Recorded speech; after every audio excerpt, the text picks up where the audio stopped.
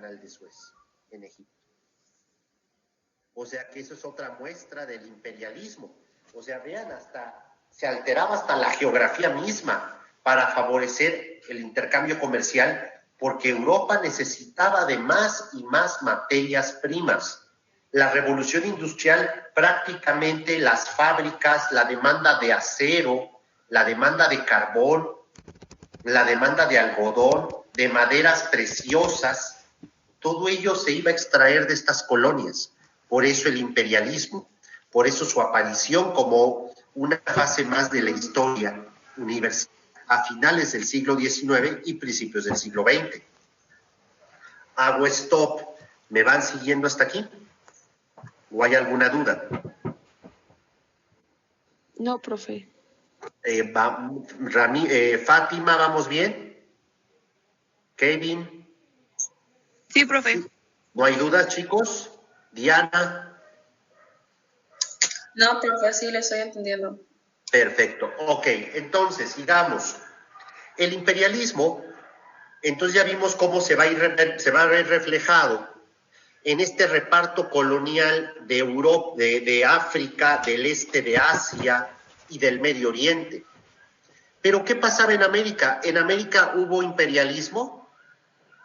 ¿Qué pasaba en el caso del continente americano? ¿Llegó aquí el imperialismo europeo? ¿Llegó el imperialismo europeo a poner pie en América Latina, por ejemplo? Pregunta. Carolina, ¿qué opinas?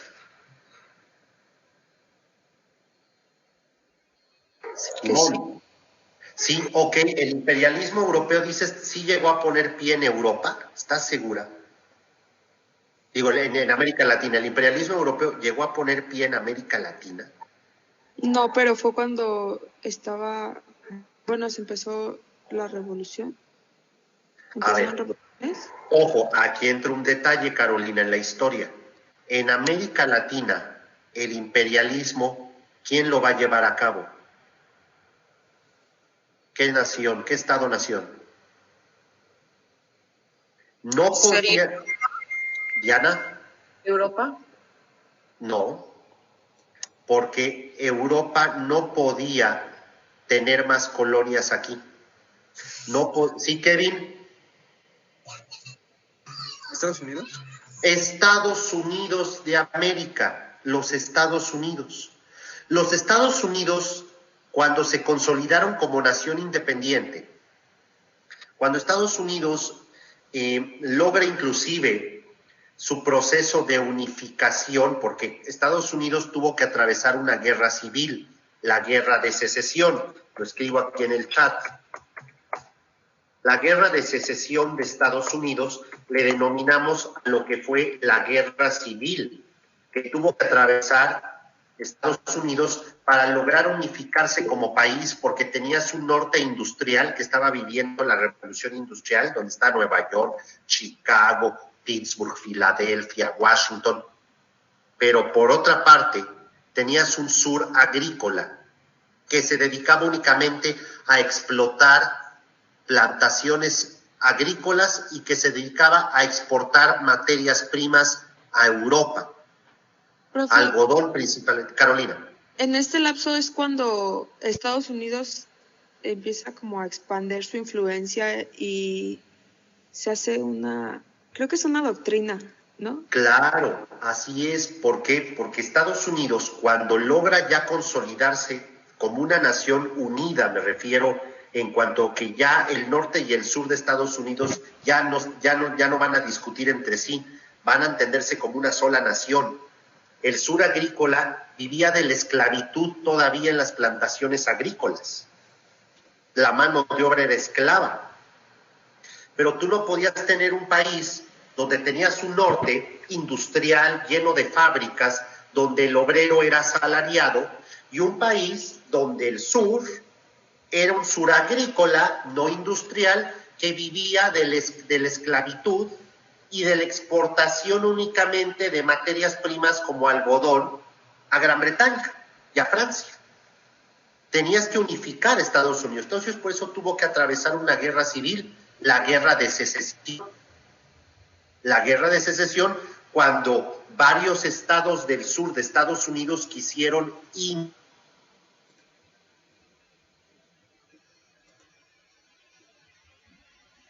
hasta las Carolinas, se quisieron independizar de Estados Unidos y le hicieron una guerra al norte de Estados Unidos.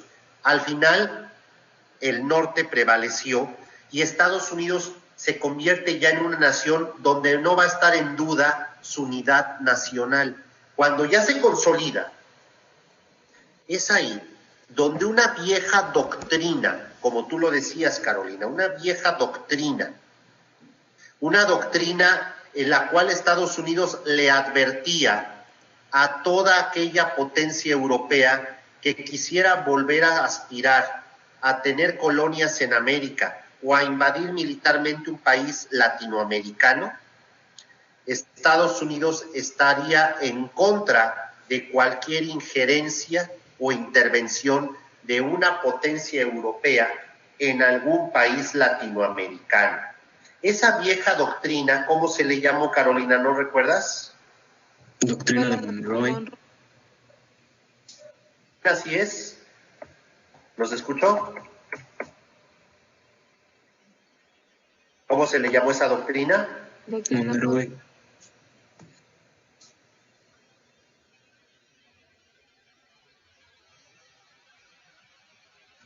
Profe, se silenció.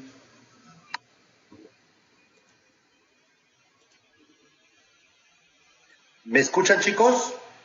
Sí. Sí. Ok. ¿Qué decía la doctrina Monroe? América para los americanos.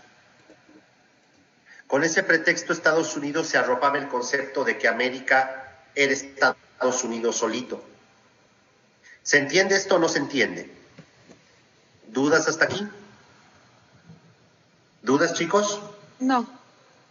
Entonces, la doctrina Monroe advertía a aquella potencia europea que quisiera poder volver a tener una colonia en América Latina, que ya no, que ya solo Estados Unidos se iba a encargar del patio trasero, es decir, que Estados Unidos no iba a permitir la injerencia de más colonialismo europeo.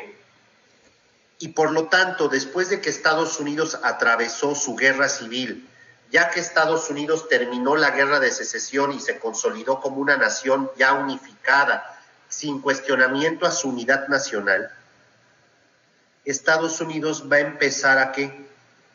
Va a empezar a aplicar una política imperialista hacia nuestras naciones de América Latina. Estados Unidos va a empezar a imponer esta política imperial. ¿Cómo nos dábamos cuenta de ello?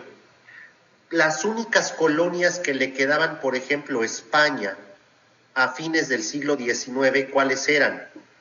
Eran unas islas. ¿Alguien sabe cuáles fueron las últimas colonias de España en el Caribe, en América Latina? ¿No era Puerto Rico y Bahamas? Puerto Rico y ¿cuál otro, Kevin? ¿No era Bahamas? No, Puerto Rico y Cuba, ni más ni menos. Cuba y Puerto Rico eran las últimas colonias que España tenía en América. Cuba y Puerto Rico, que está al otro lado de República Dominicana. En 1898, Estados Unidos de América le declara la guerra a España. En menos de un mes le hunde su flota naval a España en La Habana y le arrebata de un trancazo Cuba y Puerto Rico. Y del otro lado del Pacífico, ¿se acuerdan de nuestra clase de Historia de México, de la nao de China y del galeón de Manila? Del otro lado, las Islas Filipinas eran otra colonia de España todavía, las Islas Filipinas. Las Filipinas prácticamente también se las arrebata Estados Unidos al mismo tiempo. Estados Unidos combatiendo a España en el Pacífico y combatiendo a España en el Caribe. Y en menos de un mes, Estados Unidos le asesta un golpe muy fuerte a España, arrebatándole Cuba, Puerto Rico y las Filipinas. Prácticamente España pasa a la historia como imperio.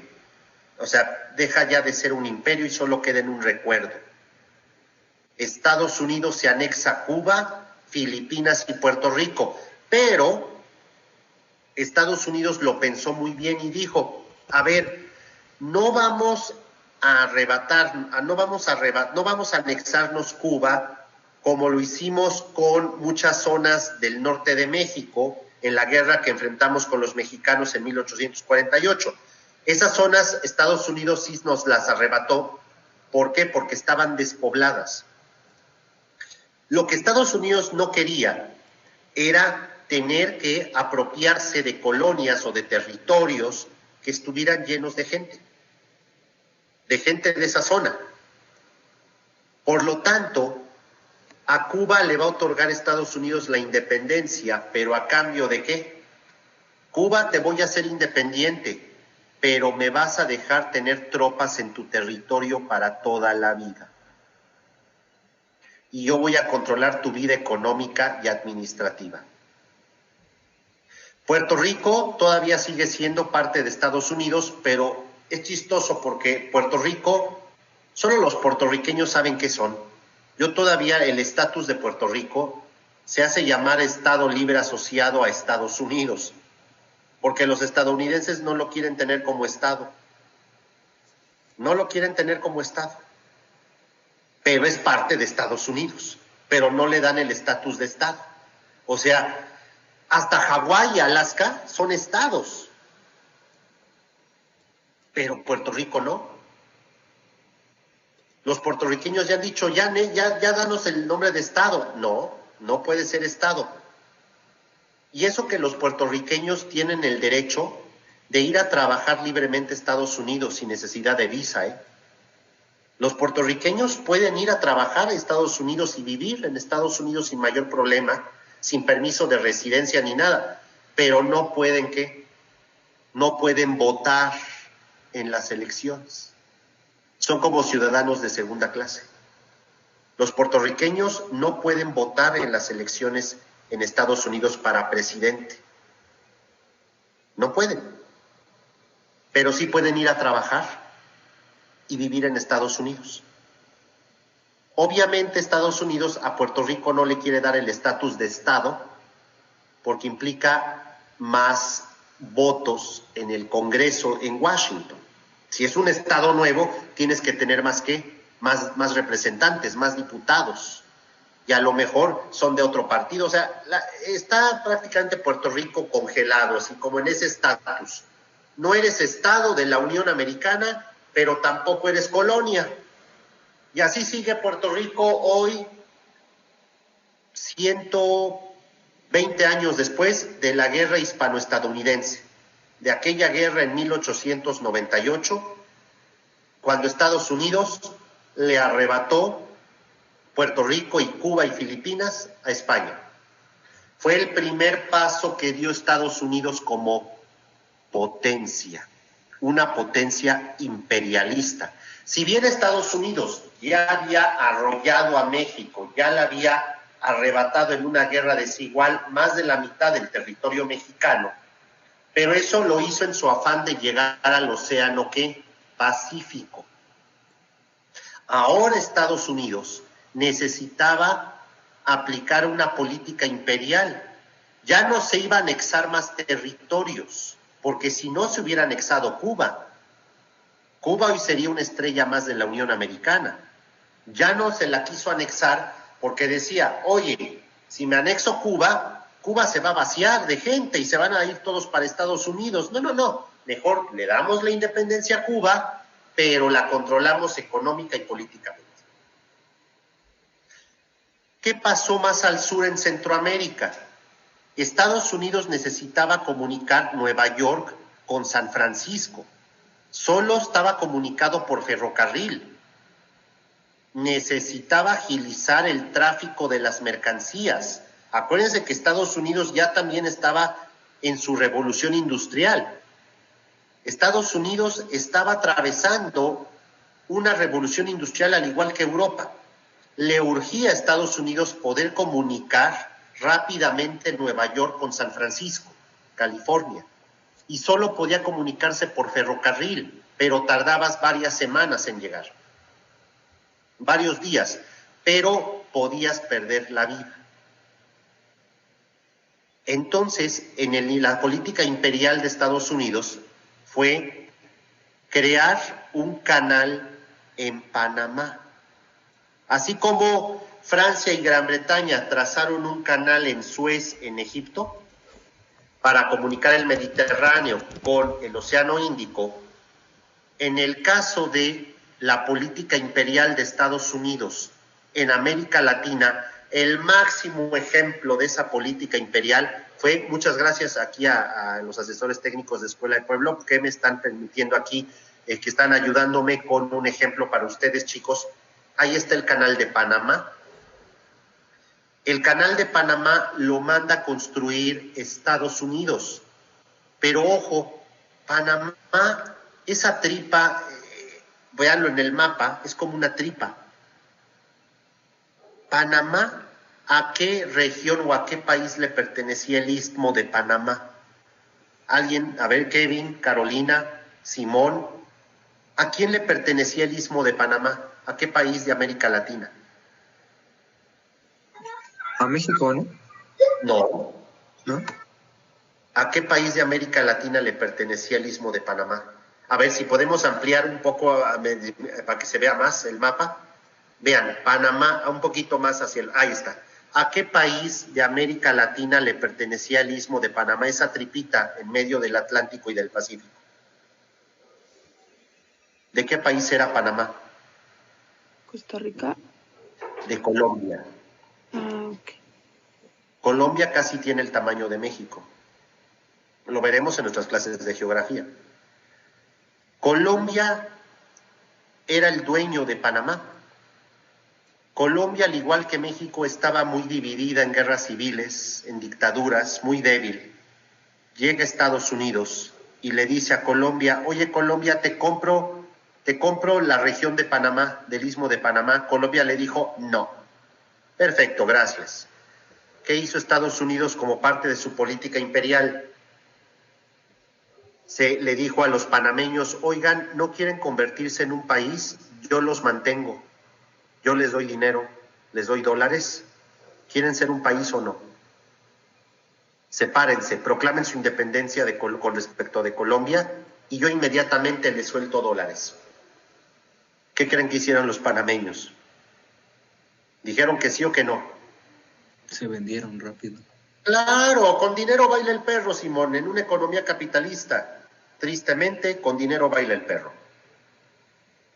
¿Qué hicieron los panameños? Dijeron: sí, Estados Unidos está bien, proclamamos nuestra independencia, e inmediatamente llegaron los Marines, los soldados estadounidenses, y proclamaron la independencia de Panamá, porque eso sí, le dijo Estados Unidos a los panameños: tan pronto se independicen, me van a dar el permiso de poder construir un canal que va a ser mi propiedad.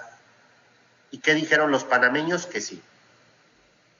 Estados Unidos, a principios del siglo XX, va a mandar construir el canal de Panamá, el mayor ejemplo de la política imperial estadounidense a inicios del siglo XX, hace más de 100 años. Lo va a inaugurar el presidente Wilson en 1914, justo cuando estalla en Europa la Primera Guerra Mundial. Es cuando Estados Unidos va a inaugurar oficialmente el canal de Panamá, y con ello las dos costas estadounidenses, la costa del Pacífico y la costa atlántica, van a tener otra vía de comunicación que no solo dependa del ferrocarril transcontinental en Estados Unidos, sino va a depender ya también de un canal navegable, el canal de Panamá.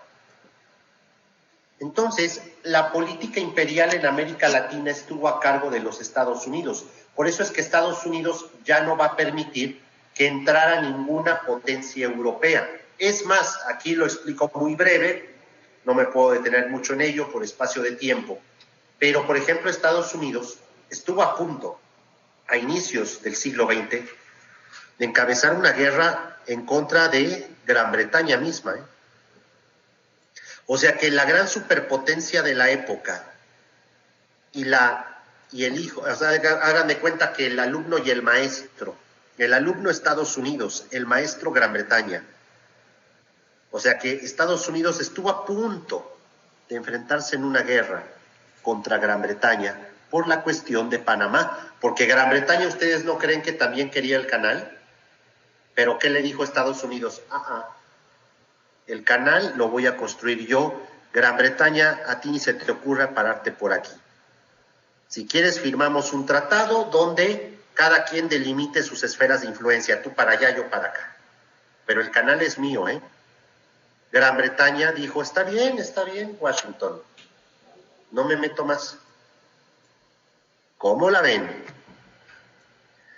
Gran Bretaña era todavía la superpotencia, pero dense cuenta cómo el alumno Estados Unidos iba a superar al maestro unas décadas más. Y todavía sigue siendo la mayor superpotencia. Entonces, chicos, el imperialismo a inicios del siglo XX en América Latina va a estar expresado por estas intervenciones militares de Estados Unidos, justificándose en la doctrina que Monroe, América para los americanos. Hago stop. ¿Alguna duda hasta aquí? ¿Alguna duda? Yo sí, es que me sacó cuando dijo, entonces ¿a quién le pertenecía Panamá? Ok, Kevin, ¿dónde te quedaste, Kevin? Es que, en eso, que a Panamá no le pertenecía a México, entonces ¿a quién le pertenecía? A Colombia. ¿A Colombia? Okay. A Colombia. Acuérdate que, brevemente, Estados Unidos le dice a los panameños, oigan, ¿no se quieren independizar de Colombia?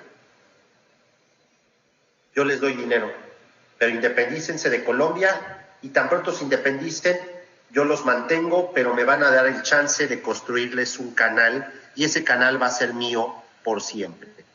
Los panameños dijeron que sí. Por eso es que Panamá era una región de Colombia. ¿Ok? Bien. Entonces, tenemos por una parte cómo el mundo a inicios del siglo XX, una revolución industrial que ya estaba en su auge a plenitud, en Europa, en Estados Unidos, en Japón, el mundo ya repartido prácticamente en colonias, China manteniéndose independiente, pero en realidad era un imperio tan débil y tan sometido al colonialismo europeo y japonés, que realmente China, o decir que era independiente, pues sí, en teoría, pero era un país tan débil. Y en cambio Japón, en el este de Asia, estrenándose ya como una potencia imperial militar. Estados Unidos, amo y señor de América Latina y de todo el hemisferio occidental, también ya como una potencia imperial. Pero regresamos a Europa, porque el imperialismo obviamente va a generar también ciertas fricciones en el corazón de Europa. El imperialismo va a generar en el mero corazón de Europa ciertas fricciones por una cuestión. ¿Se acuerdan que el liberalismo político va a dar lugar a la aparición del nacionalismo político?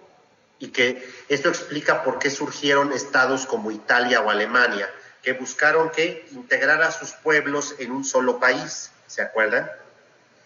El nacionalismo estaba en todo lo alto en Europa a inicios del siglo XX. Sin embargo, ya teníamos varias potencias europeas, Gran Bretaña la más grande, la más poderosa, Alemania, que llevaba ya 40 años como nación unificada, Francia, por otra parte, otra potencia, y otro imperio en el corazón de Europa abajo de Alemania, el imperio austrohúngaro. Entonces teníamos, ¿y el imperio qué? Del este de Europa, el otro gran imperio, la Rusia de los zares. ¿Cómo se le llamaba al rey en Rusia, chavos?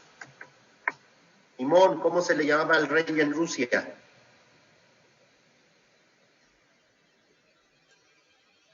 Por ahí, Carolina. Chavos, ¿sí se escucha? Sí, sí, sí. Kevin, ¿cómo se le llama? Ahí lo escribí en el chat. El ¿Zar? zar. ¿El El zar? zar. Así es, el zar. Ahí lo escribí en el chat. El zar de Rusia. Rusia era otro imperio. Entonces ya teníamos en Europa que ya había atravesado la revolución industrial, pero que estaba viviendo, por una parte, una competencia por recursos naturales en todo el mundo, pero por otra parte un nacionalismo en estos grandes imperios, la aparición del nacionalismo dentro de estos grandes imperios. ¿Por qué? Porque países como Alemania querían expandirse más, querían expandirse y anexarse territorio de sus vecinos que alguna vez le pertenecieron históricamente. Por ejemplo, Alemania con Francia tenía un pleito por dos regiones que hacían frontera entre los dos países, la región de la Alsacia y la Lorena. Lo escribo en el chat. La región de Alsacia y Lorena. La región de Alsacia y Lorena, sorpresa, era rica en ¿qué recurso? Carbón. ¿Y qué mueve el carbón? Se convierte en un combustible fósil para mover las plantas, las fábricas, las plantas industriales, el vapor. Y también el mineral de hierro, había mucho mineral de hierro para el acero de los ferrocarriles, de los rascacielos, el acero para las armas. Por lo tanto, Alemania y Francia ya tenían una vieja rencilla histórica. Francia y Alemania, que Francia quería recuperar de alguna manera el territorio de la Alsacia y la Lorena. Por otra parte, el Imperio Austrohúngaro no estaba separado como hoy Austria y Hungría, dos países diferentes, no. Era un imperio que coleccionaba a cientos de grupos étnicos. Aunque el grupo étnico mayoritario, el que gobernaba la monarquía, eran los Habsburgo, la dinastía de los Habsburgo, de aquella vieja dinastía de Europa desde el siglo XVII, chavos. Era el único sobreviviente de la dinastía de los Habsburgo, el Imperio Austrohúngaro. Era de las potencias europeas más atrasadas, militarmente hablando, pero no dejaba de ser un imperio. Entonces ya tienes aquí en el escenario a un imperio austrohúngaro que ambicionaba todavía territorio o que necesitaba controlar a todos estos grupos étnicos. Pero si ya teníamos un nacionalismo, todos estos grupos étnicos del imperio austrohúngaro, muchos de ellos querían la independencia. Querían la independencia. Por lo tanto, Austria-Hungría no lo iba a permitir. Sin embargo, algunos de esos grupos étnicos tenían el respaldo de otros pequeños países de Europa, no potencias, pero sí algo fuertes militarmente, y que a su vez recibían el respaldo de potencias más grandes como Rusia. Por ejemplo, Serbia. Chavos, ¿me están siguiendo o hay alguna duda hasta aquí? Hago stop. ¿Hay alguna duda? No. Profe. Entonces, el Imperio Austrohúngaro ibas a tener varios nacionalismos dentro de sus fronteras, y entonces los países, las potencias europeas, por una parte, ambicionando territorio del vecino. Por otro lado, varios imperios europeos se enfrentaban con un nacionalismo extremo de varios de sus grupos étnicos que querían su independencia. Por otra parte, países fuertes como Alemania o Gran Bretaña, ambicionaban buscar más recursos naturales, pero que ya no cabían, o sea, en Europa ya no los encontraban, por eso tenían que seguirlos buscando en otras colonias. Es más, Alemania y Gran Bretaña eran como hoy Estados Unidos y China. Eran grandes socios comerciales, pero tenían una relación muy tensa en materia política. Y sin embargo, comerciaban bastante bien, pero los dos se veían con desconfianza, porque los dos querían proyectar su poder naval y militar alrededor del mundo. Lo que pasa es que Alemania en aquel entonces, vean, estaba atrapada, quería salir de Europa, y Gran Bretaña se lo impedía. Por eso Alemania, ¿cómo se le llamaba al emperador de Alemania? Así como en Rusia se le llamaba zar, ¿cómo se le llamaba al emperador de Alemania? Lo escribo en el chat.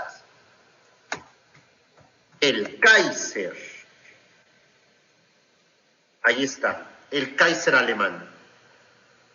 Chicos, ¿dudas hasta aquí? Carolina, ¿cómo se le llamaba a los monarcas de Rusia?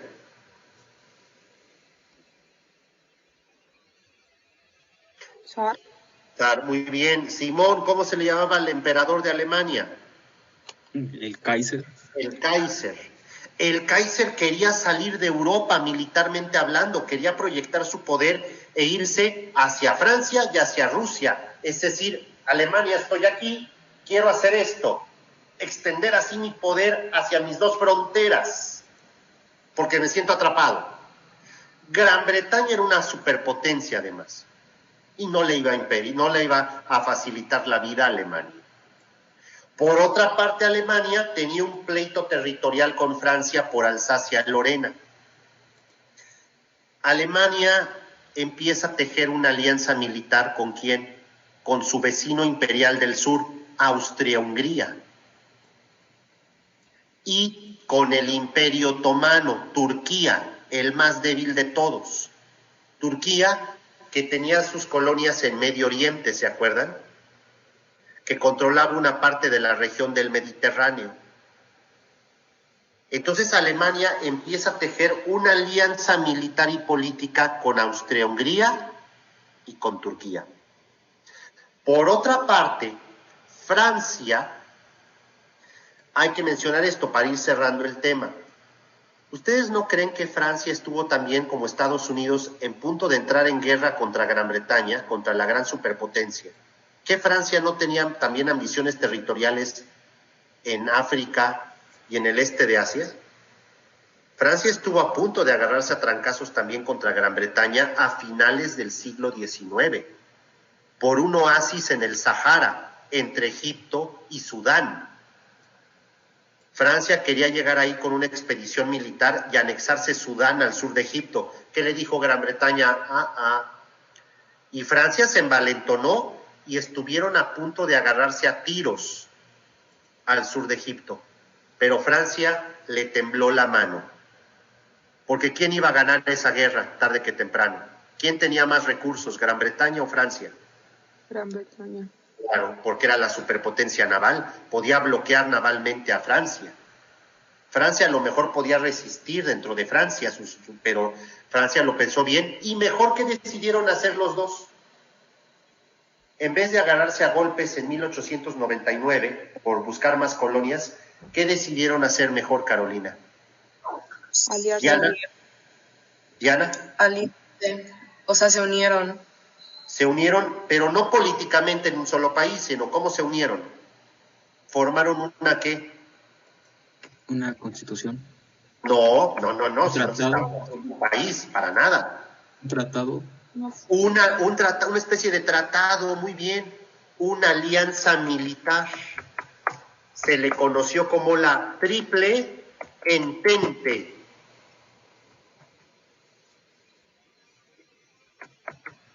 No, más bien, la Triple Entente, la Entente Cordial, la Entente Cordial, aquí lo escribo, la Entente Cordial, Entente Cordial, la Entente.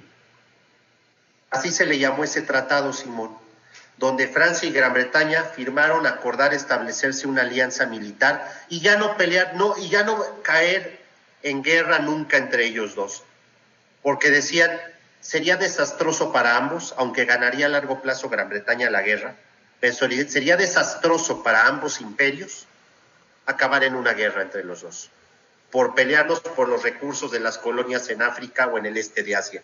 Por eso mejor optaron por establecer una alianza militar, la Entente o Entente Cordial. ¿Alguna duda hasta aquí? Chicos, ¿dudas? No. Y por otra parte, ya para cerrar, Alemania decidió hacer más que nada una alianza militar para asegurar sus fronteras en caso de una guerra ¿contra quién? Contra Gran Bretaña y Francia. Alemania decide establecer una alianza ¿con quién? Con Austria-Hungría y con el imperio ¿qué? Otomano. ¿Ok? ¿Dudas hasta aquí? No. Chicos, les cedo el espacio al siguiente profesor. ¿Qué clase tienen, chavos? Español.